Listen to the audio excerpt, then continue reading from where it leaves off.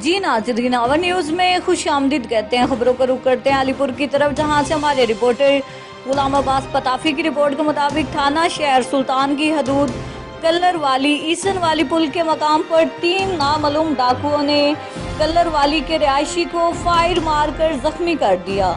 Motorcycle सवार मुलजमान काला Khan Bloch को फायर मारकर फरार होने की कोशिश कर रहे थे, जिसे जख्मी काली खान बलोच के अहले खाना ने फरार होने की कोशिश को नाकाम बना दिया। ऐनी शाहिदीन के मुताबिक बलोच बिरादरी के लोग डाकुओं का मुकाबला करते रहे और डाकुओं की तरफ से 30 से 40 फायर किए गए। बलोच बिरादरी के मुश्तिल अफराद ने कुल्हाड़ियों के वार से एक डकैत का बाजू, दूसरे का नाक काट दिया और तीनों डाकुओं को सड़क पर लिटाए रखा। किसी भी सहाफ़ी या शहरी को वीडियो या फोटो बनाने नहीं दिया।